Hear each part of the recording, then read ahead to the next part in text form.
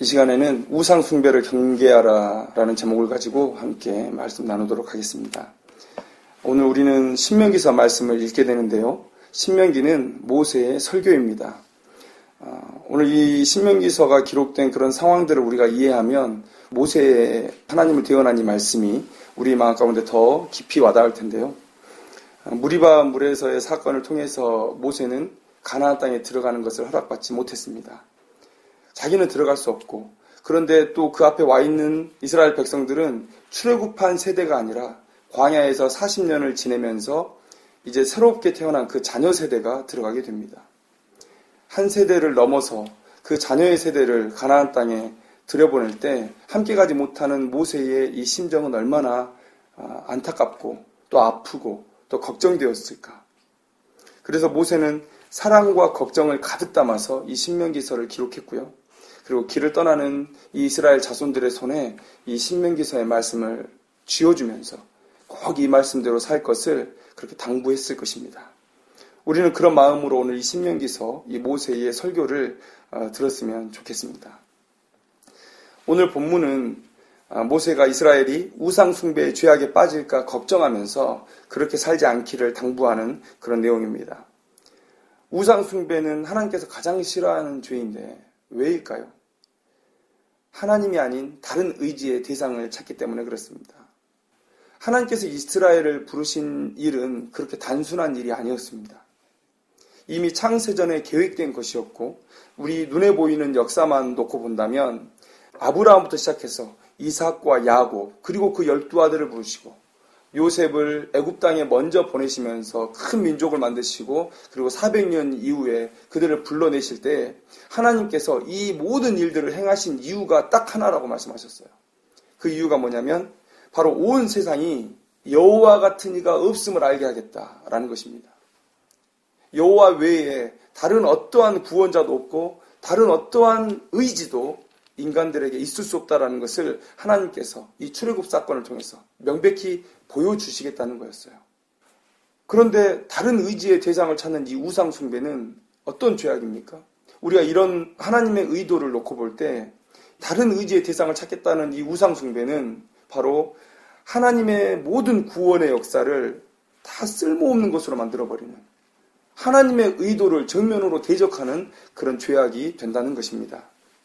더 나아가서 하나님은 하나님만을 섬기는 하나님만을 의지하는 그 백성들을 축복하심으로 세상 모든 민족에게 하나님을 섬기는 백성들이 누리는 복에 대해서 선전하기를 원하셨어요. 그래서 그것을 통하여서 모든 민족이 하나님을 찬양하며 모이는 그날을 기대하셨다는 거예요. 그러기 위해서는 무엇이 필요합니까? 이스라엘은 철저히 하나님만을 의지하며 하나님께만 속한 백성들이 되어야 됐다는 것이죠. 우리가 온갖 좋은 재료를 다 넣어서 음식을 만들었습니다. 그런데 마지막에 우리가 조미료를 넣으면 이게 조미료 때문에 이런 맛이 나는 건지 아니면 음식 재료의 맛을 우리가 낸 건지 혼동하게 되죠. 만약에 우리가 하나님을 열심히 섬기면서 살다가 우상을 잠깐이라도 섬기게 되면 사람들의 마음속에 혼란이 생깁니다. 이게 하나님으로부터 온 것인지 아니면 내가 새로 섬긴 우상 때문에 온 것인지 아니면 이것이 우연히 일어난 일인지 혼란스러운 것이죠. 그러니까 하나님은 가나안 땅에 들어가는 이스라엘 백성들에게 또 이 시대를 살아가는 모든 하나님의 백성들에게 하나님만을 의지할 것을 원하셔요. 그래서 너희들의 복이 나로부터 간 것이다. 이것을 명백하게 세상 속에 선전하기를 원하신다는 것이죠. 그래서 저는 이스라엘이 하나님께 큰 특권을 받은 민족이라고 생각합니다. 왜냐하면 하나님께서는 이스라엘을 향해서 이러한 목적을 가지고 계셨기 때문에 이스라엘이 조금만 하나님 앞에 예쁜 모습, 순종하는 모습을 보이면 하나님께서 복을 내려주세요. 넘치도록 복을 내려주세요. 세상에 어느 민족이 이 이스라엘 백성들이 경험했던 이 놀라운 역사를 경험했습니까? 그런 면에서 이 이스라엘 백성들은 인류의 역사 속에서 유례를 찾아볼 수 없는 하나님 앞에 특별한 사랑을 받은 민족이죠. 이런 이스라엘 백성들을 향한 하나님의 의도, 하나님의 백성들을 향한 하나님의 의도가 있었기 때문에 어떠한 불순물도 섞이지 않은 순수한 하나님만을 향한 신앙을 하나님께서 요구하셨다는 것이죠. 그래서 우상 숭배를 하나님께서 이렇게 싫어하셨다라는 것입니다. 하나님은 결코 자신의 영광을 다른 존재하지도 않는 신과 나누시는 분이 아니세요.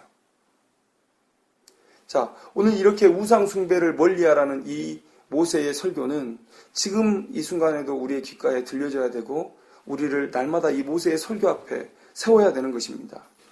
신명기서 29장 14, 15절 말씀을 보면 내가 이 언약과 맹세를 너희에게만 세우는 것이 아니라 오늘 우리 하나님 여호와 앞에서 우리와 함께 여기 서 있는 자와 오늘 우리와 함께 여기 있지 아니한 자에게까지이니 이렇게 얘기하고 있습니다. 지금 여기에 이 이스라엘 백성들과 함께 있지 아니한 사람들은 누군가? 그것은 지금 이 말씀을 듣지 않는 세상의 모든 사람일 것이고 전 세대를 아우르는 그런 대상을 얘기하는 것일 겁니다. 그래서 오늘 우리에게 신명기서 30장 15절 말씀에 나타난 것처럼 생명과 복과 사망과 화를 가르는 그런 말씀 우리에게 주신 거예요. 그래서 오늘 우리가 이 모세의 말씀을 마음속에 새기고 우상에 대해서 매우 민감하게 반응해야 되고 또 우리의 생각과 행동 속에 우상 숭배의 모습이 있는지 잘 살펴서 하나님을 바르게 신앙할 수 있어야 된다는 것입니다. 자, 그러면 우상이란 무엇일까요? 이 시대에 우상에 대한 경각심이 많이 떨어져 있는 그런 모습들을 우리가 보게 됩니다. 왜 그럴까? 저는 이런 생각을 해봤습니다. 우리가 우상을 너무 종교적인 영역에만 가둬두려고 하는 게 아닌가. 그래서 나는 하나님을 섬긴다. 나는 구원을 위해서 예수를 믿는다. 나는 교회를 다닌다. 이런 고백을 하면 나는 이제 우상 숭배에서 자유롭다라고 생각하는 거예요. 그런데 우상은 우리의 삶에 매우 은밀하게 또 매우 다양한 모습으로 침투해 있다는 것을 우리가 알아야 됩니다. 그래서 우리가 아무런 경계심 없이 살아가다 보면 우리 스스로도 알지 못하는 순간에 이미 우상 숭배를 하고 있는 우리의 모습을 발견하게 돼요. 우상은 뭔가? 사람이 만들어낸 예배의 대상입니다. 그러니까 사람이 만들었다는 것은 뭡니까? 어떠한 목적이 있다는 거예요. 그러면 하나님 외에 우리의 다른 의지의 대상이 만들어진 것입니다. 이렇게 우상은 사람들에게 헛된 소망을 심어줘가지고 하나님을 섬기고 예배하는 것을 방해하죠. 그래서 우리는 하나님께 집중하는 것을 막는 하나님께서 합당하게 영광 받으시는 일들을 방해하는 모든 것을 우리는 우상이라고 얘기합니다. 그러면 이 시대에 우리가 간과하고 있는 그런 몇 가지 우상에 대해서 한번 나눠보도록 하겠습니다. 첫째는 물질의 우상이죠. 인류의 역사 속에서 항상 사라지지 않았던 가장 맹위를 떨쳤던 그런 우상이 바로 물질에 대한 우상입니다. 오늘 본문에서 이스라엘이 이제 맞닥뜨려야 하는 가장 큰 우상의 위협이 오늘 이 물질의 우상이라고 생각합니다. 이스라엘 백성들은 지금 400년의 종살이를 마치고 그리고 40년의 광야 생활을 마치고 이제 약속된 가나안 땅에 들어가기 직전에 서 있는 민족들입니다. 그들의 복장이 그렇게 화려하거나 그들이 누리고 살았던 문화가 그렇게 고도의 문화는 아니죠. 그런데 가나안 땅은 어떤 곳입니까? 젖과 꿀이 흐르는 땅. 세상의 욕망을 향해서 끝없이 달려갔던 그런 죄악이 관영된 문화. 그곳에 이스라엘 백성들이 들어갔다고 한번 생각을 해보십시오. 야, 가나안 사람들이 섬기는 신은 이렇게 실질적인 풍요와 삶의 즐거움을 가져다주는 신이구나. 이스라엘이 한 번도 경험해보지 못한 문화와 풍요. 그래서 이스라엘 백성들은 가나안 땅에 들어갔을 때 아마 가나안의 신으로 바꿔 타고 싶은 그런 마음의 유혹을 받았을 것입니다. 이것이 바로 하나님을 섬기는 것을 방해하는 물질의 우상의 모습입니다. 그럼 둘째는 어떤 우상이 있습니까? 이 시대에 유행하고 있는 우상인데 내 기쁨의 우상이죠. 우리가 예배를 드리는데 예배의 형태의 그 바른 모습은 사실 정의하기가 어렵습니다. 왜냐하면 초대교회 때도 예배의 형식이 그렇게 다양하지 않았습니다. 그냥 애찬을 함께 나누고 사도들의 말씀을 구두로 전하고 아니면 서신을 대독하는 것으로 그렇게 예배를 드렸습니다. 지금 이렇게 설교 중심의 예배로 변화된 것은 종교개혁 이후에 우리가 카톨릭의 신앙 속에서 너무 하나님의 말씀을 떠나 있었다. 그런 반성 때문에 이렇게 설교를 예배의 중앙에 두는 그런 예배 형식으로 변화가 되었죠. 지금도 전 세계에서 매우 다양한 예배의 모습들이 나타나고 있습니다. 그렇게 예배 형식은 변화되어 왔죠. 그런데 우리가 그 변화를 변질이 아닌 변화라고 말하는 이유는 무엇입니까? 그것은 하나님께 드리는 예배다 라는 이 목적을 강하게 고수해 왔기 때문에 그렇습니다. 예배는 하나님의 높으심과 인간의 낮음을 인정하는 데서부터 시작이 되죠. 신의 산에서 이스라엘 백성들이 그러했던 것처럼 먼지와 같은 인생이 하나님을 만나는 그 감격을 표현할 수 있다면 저는 그 예배는 바른 예배라고 생각합니다. 그런데 요즘에 예배가 변질되어 가고 있다라는 생각을 저뿐만이 아니라 많은 사람들이 공유하고 있습니다. 한마디로 말하면 나를 위한 예배, 나의 기쁨을 위한 예배가 되어가고 있다는 것이죠. 혹자는 이렇게 얘기할 겁니다. 나도 기쁘고 하나님도 기쁘면 그게 좋은 거 아니냐. 저도 그거 좋다고 생각합니다. 하나님도 이 예배 안에서 우리가 하나님으로 인해서 기쁨을 누리기를 원하셔요. 그래서 저는 가장 이상적인 예배라면 하나님도 기뻐하시고 우리도 기쁠 수 있는 그런 예배가 되어야 된다고 생각합니다. 그런데 우리의 예배가 과연 그런 예배인가? 그런 증거들이 우리 앞에 보입니까? 우리가 하나님 앞에 제대로 예배를 드렸다라고 생각하는 그런 사람들의 당연한 반응은 하나님을 더 알고자 하는 열망, 그리고 거룩한 삶, 그리고 그들의 삶 속에 나타나는 복음의 전파, 이런 것들 아니겠습니까? 그런데 이 한국교회 안에 중보기도 모임이나 성경 공부 모임은 계속해서 줄어들어가고 있고, 교회 안에서 자생적으로 만들어진 그런 동호회 활동들이 계속해서 늘어나고 있고, 또 교회의 모든 이벤트들은 성도들을 즐겁게 하는 곳에 초점 지어져 있다면 이것은 우리가 그동안의 예배가 하나님을 향한 진정한 예배, 그런 예배이지 않았다는 것을 우리 스스로가 증거하고 있는 것 아니겠습니까? 우리는 나를 그리고 나의 즐거움을 숭배하고 있는 것이죠. 명백한 우상 숭배입니다. 24시간 재미를 숭배하고 있고 그리고 교회에서까지도 그 재미를 이어가기 위한 우리들의 모습이라는 것이죠. 이것이 이 시대의 아주 강력한 우상이고 또 우리가 느끼지 못하지만 우리가 실제로 그렇게 하고 있는 우상 숭배의 모습입니다. 자, 마지막으로 지성의 우상, 이성의 우상을 들 수 있죠. 우리는 성경을 읽을 때 우리의 이성의 한계를 인정해야 됩니다. 그런데 많은 부분 그런 것들을 인정하지 않아요. 신명기 29장 30절에 감추어진 일은 우리 하나님 여호와께 속하였다라고 말하고 있습니다. 하나님께서 이 세상을 경영하시는 일 중에는 우리가 알 수도 없고 또 이해할 수도 없고 알 필요도 없는 일들이 있습니다. 그래서 우리는 하나님을 알아가는 중에 길이 없음이라는 이정표를 만나게 되죠. 그리고 우리는 그 자리에서 유턴해서 돌아오든지 아니면 그 공사가 끝날 때까지 그 자리에 서 있는 것이죠.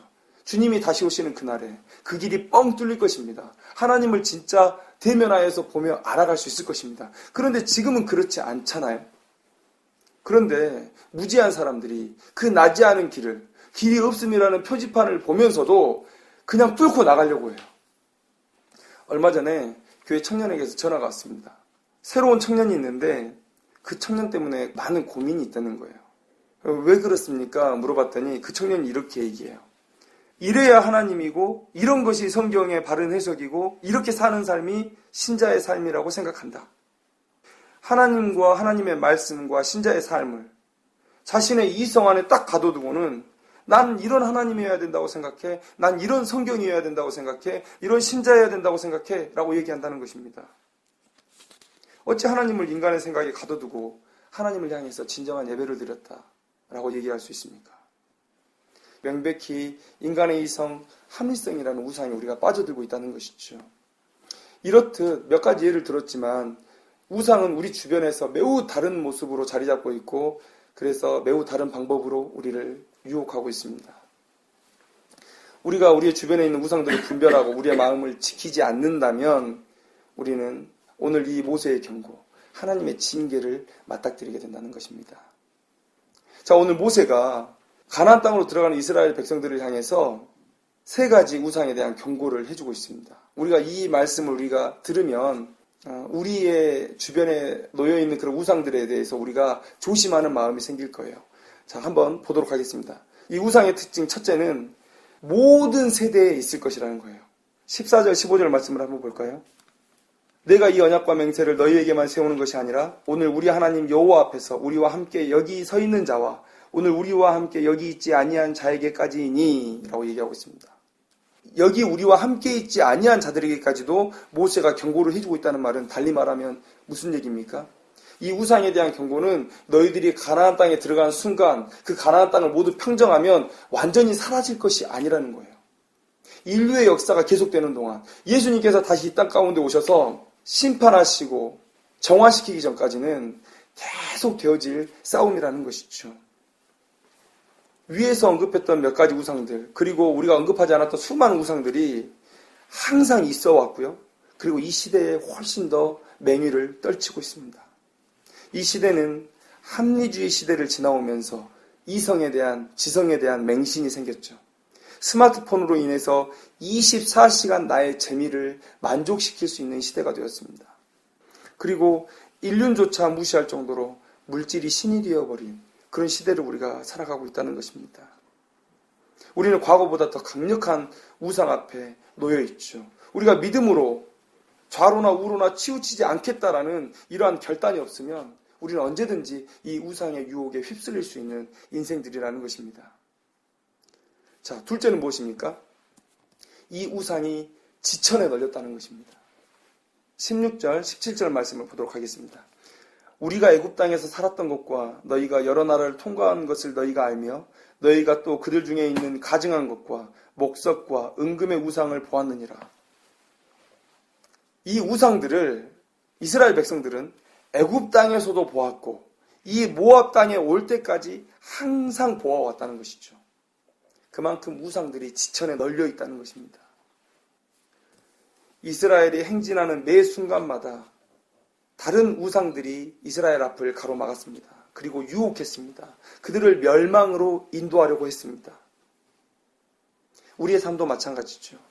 우리의 삶의 매 페이지를 넘길 때마다 매번 다른 우상들이 우리의 앞을 가로막습니다. 우리의 인생을 한번 돌아볼까요? 즐거움을 위해서 예배를 포기했던 어린 시절이었습니다. 그 이후로는 성공해야 한다는 주변의 목소리에 예배를 포기했습니다. 그 다음에는 돈을 쫓아 살았어요. 평생 돈을 쫓고 살다 죽는 사람들이 있고요. 어떤 사람들은 돈이 생겼습니다. 그래서 이제는 명예와 권력에 집중하고 그러는 중에 간간히 쾌락도 탐닉합니다. 이러한 유혹들이 우리의 삶의 매 단계마다 나타납니다. 이것보다 더 훨씬 강력한 유혹은 없겠습니까? 제가 언급하지는 않지만 개인의 약점에 따라서 이러한 유혹들이 훨씬 더 강력하게 우리 가운데 존재하게 될 것입니다. 우리를 믿음에서 파산하게 하는 우상들은 지천에 널렸다라는 것이죠. 좌로나 우로나 치우치지 말고 한눈도 팔지 말고 오직 예수 안에서 하나님의 영광만을 삶의 소망으로 두고 살아가지 않으면 우리가 이 세상을 견뎌낼 힘이 없습니다. 능력이 없습니다. 자, 세 번째는 무엇입니까? 우상의 특징 세 번째는 이 우상은 한번 심기면 제거하기가 너무 어렵다는 것입니다. 18절 말씀을 한번 보시죠. 너희 중에 남자나 여자나 가족이나 집하나 오늘 그 마음이 우리 하나님 여호와를 떠나서 그 모든 민족의 신들에게 가서 섬길까 염려하며 독초와 쑥의 뿌리가 너희 중에 생겨서 라고 말하고 있습니다. 자, 독초 심는 사람이 있겠습니까? 쑥을 누가 심었습니까? 그것들은 누가 심거나 돌보지 않아도 매 계절마다 새로 납니다. 그곳에 한번 났다면 꼭 다시 나죠. 항상 나죠. 자연 상태로는 제거가 불가능하죠. 오히려 더 번성할 뿐입니다. 엄청난 노력을 들여도 사실 완전히 제거하는 것은 불가능합니다. 이렇게 우리의 마음을 지키는 일이 너무 중요합니다. 최근 뉴스를 보니까 은혜로 교회라는 새로운 이단이 생겼는데요. 이 은혜로 교회의 신옥주 목사에게 빠진 아내와 자녀들, 그들을 둔 아버지의 인터뷰 기사가 실렸는데 아무리 가도 만나주질 않는다는 거예요. 아무리 가도. 오히려 아버지인 자기의 말보다 신옥주 목사와 그 주변 사람들의 말을 더 믿고 아버지를 마귀나 사탄쯤으로 여긴다는 것입니다. 저는 이단도 우상의 일종이라고 생각합니다. 왜냐하면 아까도 서두에 말씀드렸지만 하나님께 집중하고 바른 신앙을 갖는 것을 방해하는 모든 것이 이 시대의 우상이에요. 그럼 이단도 그 우상의 일종입니다. 사단이 쓰는 방법이에요. 이 우상에 빠진 이 인생들이 다시는 바른 신앙에 귀를 기울이지 않게 되었다. 매우 심각한 일이죠. 가장 좋은 방법은 무엇입니까? 이들이 우상의 목소리에 귀를 기울이지 않고 그들의 신앙을 바로 지켜나가는 것이죠. 그 마음에 우상의 씨앗을 심지 않는 겁니다. 심기면 뽑기가 이렇게 어려우니까. 계시록 3장에 라오디게아 교회를 향해서 하신 예수님의 말씀을 한번 우리가 생각해 봤으면 좋겠습니다. 예수님은 문을 두드릴 뿐입니다. 예수님께서 강제로 그 문을 잡아 열지 않으세요. 우리가 문을 열어야 예수님께서 우리의 마음 가운데 들어오셔서 먹고 즐거움을 누리실 것입니다. 그런데 우상에 빠진 사람들은 그 문을 열 힘이 없어요.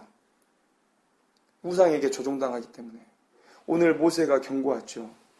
독초와 쑥의 뿌리가 너희 중에 생길까 염려된다. 우상이라는 게 그렇습니다. 한 번 심기면 매우 제거하기가 어렵다라는 사실이에요. 그래서 우리는 항상 말씀에 깨어 있어서 내 영혼을 지켜 이런 우상과 가까이 하지 않도록 해야 되는 것이죠. 자, 그러면 우상의 유혹을 이기는 법은 무엇인가? 모세는 두 가지를 우리에게 얘기해 주고 있습니다. 첫째는 승리의 역사를 기억하라는 것이에요. 승리의 역사. 16절, 17절 말씀을 다시 한번 보겠습니다. 우리가 애굽 땅에서 살았던 것과 너희가 여러 나라를 통과한 것을 너희가 알며 너희가 또 그들 중에 있는 가증한 것과 목석과 은금의 우상을 보았느니라. 자, 이스라엘은 이 모압 평지까지 오면서 수없이 많은 유혹들을 만났어요. 우상들을 만났어요. 그런데 왜 지금 그들이 멸망치 않고 살아서 목적지인 이 가나안 앞까지 와 있는가? 그리고 지나온 그 나라들의 우상들은 어떻게 되었는가? 어떻게 됐습니까? 그들은 하나님을 믿는 그 신앙으로 그 모든 우상들을 초계와 같이 사르고 지금 이 자리에 있는 것이죠. 우상들로부터 승리했습니다. 물론 시딤의 음행에서의 일과 같이 큰 위협도 있었지만 그러나 그것들을 이겨내고 하나님의 역사가 성취된 그 바로 현장 앞에 있다라는 것입니다. 애굽 땅에서 살았을 때와 그 땅에서 나왔던 때 하나님께서는 10가지 재앙으로 애굽의 모든 우상들을 물리치셨습니다. 마지막으로 자신을 신이라 불렀던 그 애굽의 왕 바로도 물에 수장시켜 버리셨습니다. 그리고 여러 나라를 통과했던 것을 말씀하셔요. 과거의 전쟁은 그 나라의 신들과 우리가 섬기는 신들과의 전쟁입니다. 이스라엘은 아무것도 없는 중에 여러 나라를 통과하면서 그들의 신보다 여호와 하나님이 훨씬 강력하다는 것, 그리고 믿을만 하다는 것을 알게 되었죠. 바로 이 하나님의 인도하심을 기억하는 것으로 그들은 이제 앞으로 만날 우상들을 이겨낼 수 있는 힘을 얻게 되었다고 오늘 모세는 우리에게 말해주고 있습니다. 사실 출애굽의 시간은 이스라엘의 정체성을 만들어낸 학습과 훈련의 시간이죠. 애굽과 광야 그리고 모압까지의 이 이동했던 시간들은 그들에게 신병 교육되었습니다. 기억한다는 것은 학습의 가장 좋은 수단입니다. 이제 이 기간을 하나님께서 어떻게 인도하셨는지를 기억함으로 그들은 다른 어떤 우상, 다른 어떤 세상에 의지할 것도 버리고 하나님만을 붙들 수 있다는 것이죠. 우리 또한 이런 하나님을 알고 있습니다. 우리의 삶 가운데 정말 세밀하게 우리를 인도하셨던 그 하나님을 알 수 있습니다. 저는 지금도 간절하게 기도합니다. 어쩌면 가장 큰 기도 제목이 그거인지 모르겠어요. 하나님을 경험하는 것. 하나님을 경험하게 해주십시오. 물론 하나님께서 지금 내 앞에 나타나가지고 얼굴을 짜잔 하고 보여주시고 음성으로 막 바바바박 얘기해 주실 거라고 그렇게 기대하지는 않습니다. 물론 그렇게 하실 수 있는 분이시죠. 그러나 더 현실적인 기도는 뭐냐면 하나님께서 내 삶 가운데 일으키시는 모든 역사 속에서 제가 민감하게 그것이 하나님으로부터 온 것인 것을 깨닫고 그것을 하나님에 대한 체험으로 제가 알게 되기를 소망한다는 것입니다. 그렇게 하나님을 세밀하게 경험하면 우리는 이러한 경험들이 우리의 믿음으로 쌓여서 이러한 우상을 향한 대적을 할 수 있다는 것이죠. 세상의 다른 어떠한 것도 의지하지 않고 하나님을 믿는 믿음만을 견제할 수 있다는 것입니다. 우상의 유혹을 이기는 첫 번째 방법, 바로 승리의 역사를 기억하는 것입니다. 두 번째는 뭡니까? 우상을 이기는 두 번째 방법은 하나님께서 내리실 복과 징계를 기억하라는 것이죠. 하나님께서는 오늘 읽었던 본문 앞에 순종하는 자가 받는 복과 불순종하는 자가 받는 저주를 쭉 말씀하셨습니다. 그런데 읽어보시면 아시겠지만 저주의 분량이 훨씬 길어요.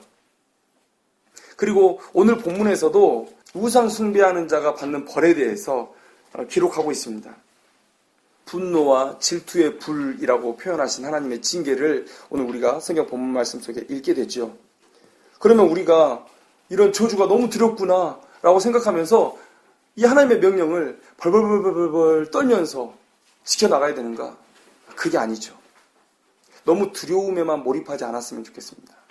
하나님께서 이렇게 저주의 말씀을 많이 하신 이유는 뭐냐면 이스라엘을 향한 걱정 때문에 그렇습니다. 우리에게도 아들이 하나 있죠. 이 아이가 밖에서 위험한 일을 하나 하고 오면, 이거 실제적으로 얘기해야 되겠네요. 어제 준범이가 눈물을 쏙 빼게 혼나는 게 하나 있는데, 그게 뭐냐면 친구들이 지나가다가 머리에 박치기를 했는데 준범이가 아픈 내색을 하질 않으니까 준범이가 머리가 단단하다고 소문이 나가지고 친구들이 와가지고 준범이의 머리를 막 헤딩을 한다는 겁니다. 그러니까 아버지 입장에서는 이게 너무 위험하잖아요. 그러니까 이 이야기를 제가 생각해도 너무 많이 확대해서 그랬어요. 그래서 막 뇌사까지 막 얘기하면서 머리는 너무 소중하다, 위험하다. 그리고 막 10분, 15분에 걸쳐서 쭉 그 이야기를 했어요. 이제 그만해. 라는 말이 나올 때까지 하게 되는 거죠. 근데 저는 하나님의 마음이, 오늘 본문 속에서 나오는 하나님의 마음이 그 마음이라고 생각해요. 하나님께서 두려움 가운데서 너희들 우상숭배하지 말고 살아라. 이게 아니라 하나님은 어쩌면 이 본문 속에서 내가 너희들을 얼마나 사랑하는지를 보여주고 싶었다고 그렇게 생각합니다. 이스라엘 향한 걱정 때문에, 그 사랑 때문에 라고 오늘 말씀하시는 거예요. 그런데 명백한 것은 뭐냐면 우상 숭배를 하지 않는 자에게는 하나님께서 넘치는 복을 주실 것이고, 그러나 우상 숭배하는 자에게는 이 신명기서의 경고와 같이 그 나라를 빼앗기고 온 사방을 유리하는 백성이 되고, 심지어는 엄청난 삶의 공공함 속에서 자기 자녀의 살을 먹어야 되는 그런 불행한 민족이 될 것이다 라고 경고하고 있는 그 경고의 말씀 또한 우리가 들어야 된다는 것이죠. 오늘 모세의 이 말씀, 하나님께서 내리실 복과 징계를 기억하는 것으로 우리는 우상 숭배에서 멀어질 수 있을 것입니다. 이 말씀을 맺겠습니다. 우상 숭배는 하나님께서 가장 싫어하시는 범죄입니다. 하나님은 자신이 누려야 할 영광을 존재하지도 않는 우상과 나누는 분이 결코 아니십니다. 이런 하나님의 성품을 기억하고 우리를 돌아봤으면 좋겠습니다. 하나님을 향한 나의 예배와 헌신을 가로막는 우상은 무엇인가? 그리고 나는 어떻게 그 우상을 숭배하고 있는가? 우리를 돌아봐야 될 줄로 압니다. 영적 민감함을 가지고 내 안에 도사리는 우상들을 뿌리채 뽑아내는 일을 이제 우리가 시작하기로 결단했으면 좋겠습니다. 은혜를 가로막는 무엇, 예배를 방해하는 무엇, 나를 하나님의 사람으로 나타나지 못하게 하는 그 무엇, 이 모든 것들을 캐내어 불에 태워버리고 연단된 하나님의 백성으로 나타나는 귀한 인생이 되기를 주님의 이름으로 축원합니다. 기도합시다.